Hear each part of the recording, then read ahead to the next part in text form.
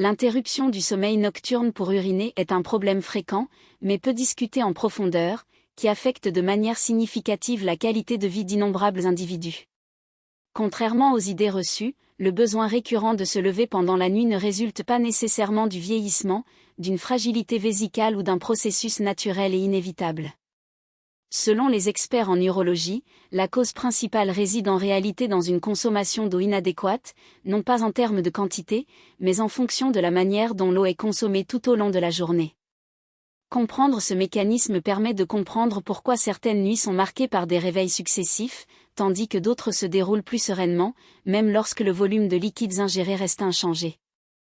L'explication réside dans le fonctionnement des reins, organes dotés de leur propre rythme biologique, synchronisés avec les cycles circadiens de l'organisme. Pendant la journée, ces organes fonctionnent à pleine capacité de filtration, cependant, au crépuscule, leur activité devrait progressivement diminuer. Cependant, de nombreux individus, surtout après l'âge de 50 ans, inversent par inadvertance ce schéma, soumettant les reins à une surcharge nocturne. Le déséquilibre est dû à deux facteurs principaux, une répartition temporelle inadéquate de l'apport hydrique et la consommation d'aliments qui stimulent la diurèse pendant la période de repos.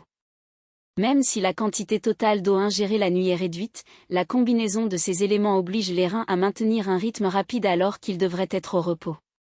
Il en résulte un sommeil interrompu, souvent attribué à tort au vieillissement. Pour élucider ce processus, il est essentiel de comprendre le rôle des reins en tant que filtre sophistiqué, chargé de purifier le sang, de réguler l'équilibre hydrique et d'éliminer les déchets. Son activité est modulée par des hormones, notamment la vasopressine, également appelée hormone antidiurétique. Lorsque les niveaux de cette hormone sont élevés, les reins retiennent plus d'eau, réduisant ainsi la production d'urine. En revanche, lorsque sa concentration diminue, l'élimination des liquides augmente. Le corps humain, dans des conditions idéales, augmente la production de vasopressine pendant la nuit, permettant ainsi un sommeil ininterrompu. Cependant, au fil des années, on observe une diminution progressive de cette hormone, bien que non brutale, suffisamment pour modifier le schéma de rétention d'eau. Dans le même temps, la vessie devient plus sensible, émettant des signaux de remplissage même lorsque le volume d'urine diminue. Ces facteurs combinés entraînent des réveils fréquents dont la résolution nécessite une approche active et consciente. La solution à ce problème commence par l'ajustement du moment auquel les liquides sont ingérés. L'erreur la plus courante est de concentrer l'essentiel de l'hydratation après 16 heures, soit par négligence, soit à cause de la sensation de soif accumulée tout au long de la journée. Les boissons telles que les thés, les jus de fruits, les boissons gazeuses ou même l'eau plate, consommées pendant le dîner, nécessitent des heures pour être traitées par les reins. Ainsi, lorsque la vessie se remplit tôt le matin, il ne s'agit pas d'une défaillance organique, mais d'une réponse physiologique à un stimulus inapproprié. Les reins, lorsqu'ils sont bien régulés, demandent de l'hydratation pendant la journée, lorsque leur capacité de filtration est optimisée. Cependant, lorsqu'ils reçoivent un volume excessif de liquide la nuit, ils sont obligés de travailler dans des conditions de surcharge comparables à celles des travailleurs effectuant des quarts de travail supplémentaires. Cette dynamique explique la fragmentation du sommeil et la sensation de fatigue au réveil. La recommandation des experts est claire, anticiper les apports d'eau, sans en réduire le volume total. Une bonne répartition tout au long de la journée fait toute la différence. Au réveil, le corps est dans un état de légère déshydratation, après des heures sans boire de liquide. À ce moment-là, le sang a une plus grande viscosité et les reins attendent que le processus de filtration commence.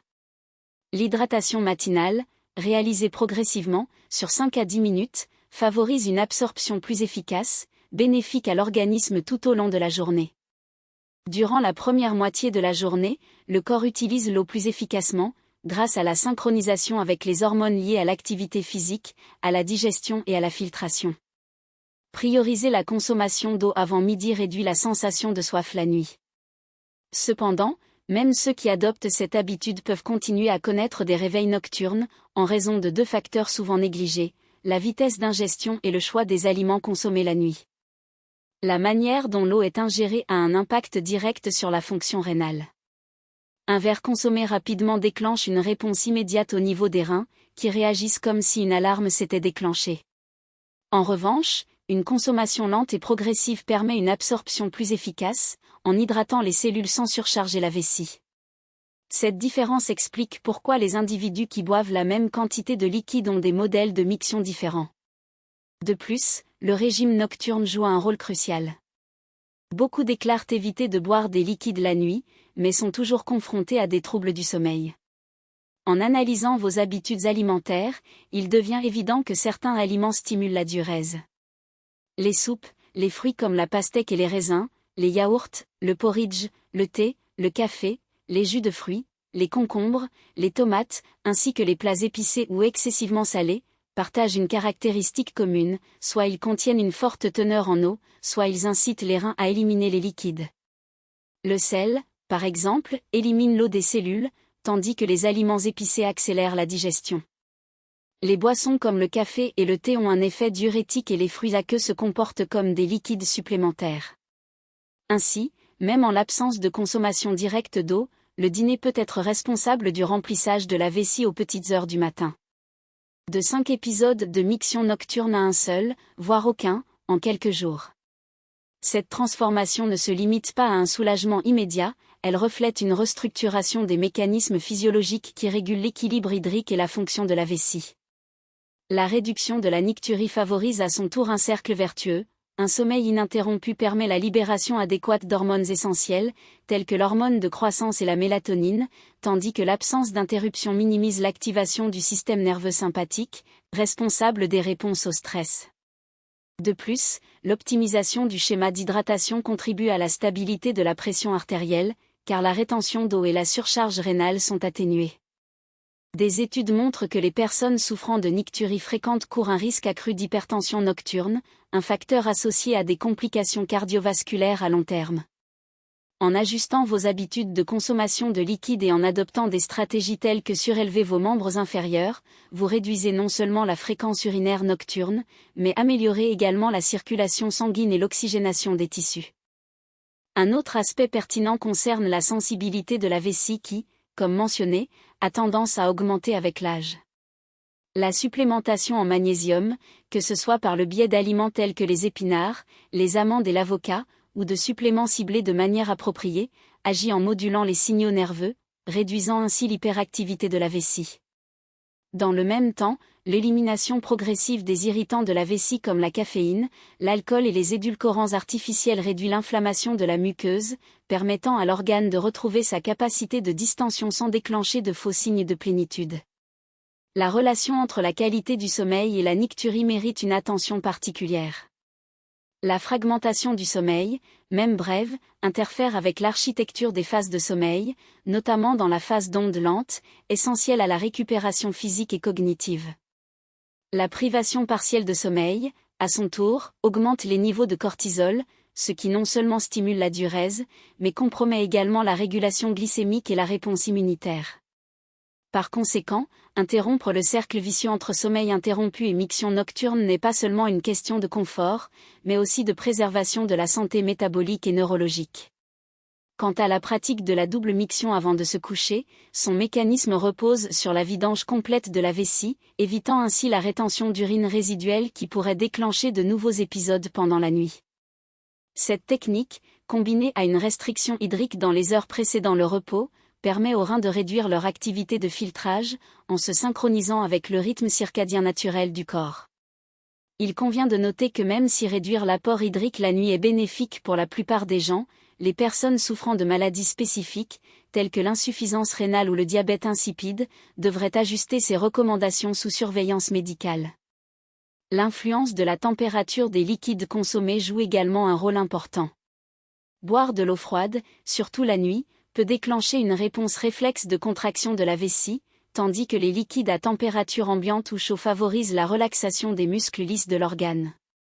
Cette observation, bien qu'apparemment simple, renforce l'importance de prendre en compte les variables environnementales et comportementales dans la prise en charge de la nicturie. Enfin, le lien entre fonction cardiaque et diurèse nocturne illustre la complexité des systèmes impliqués. En cas d'insuffisance cardiaque ou de dysfonctionnement circulatoire, la redistribution des liquides pendant la nuit surcharge les reins, qui commencent à filtrer un plus grand volume de sang. Dans ce contexte, Des mesures telles que surélever les jambes et pratiquer une activité physique régulière soulagent non seulement la congestion veineuse, mais améliorent également l'efficacité du pompage cardiaque, réduisant ainsi le besoin de compensation rénale pendant la nuit. La mise en œuvre de ces stratégies, même si elle nécessite une discipline initiale, se traduit par des bénéfices qui transcendent la sphère urinaire. L'amélioration de la qualité du sommeil, la stabilisation des niveaux hormonaux et la réduction du stress oxydatif ne sont que quelques-unes des conséquences positives observées. En adoptant une approche intégrée, qui prend en compte à la fois les aspects physiologiques et comportementaux, il est possible de rétablir l'équilibre du corps et de retrouver le sentiment de vitalité que beaucoup croient perdu avec l'âge. Aux interruptions d'une seule nuit. Il existe des cas où des individus, auparavant affectés par des réveils récurrents, ont réussi à rétablir des cycles de sommeil ininterrompus, d'une durée moyenne de 7 heures. On rapporte même des patients qui, après une longue période de frustration, ont repris le contrôle de leur nuit, démontrant que la solution ne réside pas simplement dans la réduction de la consommation d'eau, mais dans son administration stratégique. Les principes présentés ici fournissent les outils nécessaires à une hydratation rationnelle, capable de préserver à la fois la qualité du repos et l'équilibre hydrique de l'organisme. Il reste donc convaincu que l'application systématique de ces lignes directrices peut conduire à des résultats tangibles, permettant à l'individu de bénéficier d'un sommeil réparateur, de rester suffisamment hydraté et de reprendre le contrôle de ses heures de repos. Si les informations présentées ici s'avèrent pertinentes, il est recommandé qu'elles soient divulguées à toute personne susceptible de bénéficier de tels conseils. La préservation de la santé nécessite une attention continue, et c'est avec cet engagement que se termine cette exposition, en espérant retrouver le lecteur lors de futures discussions sur le sujet.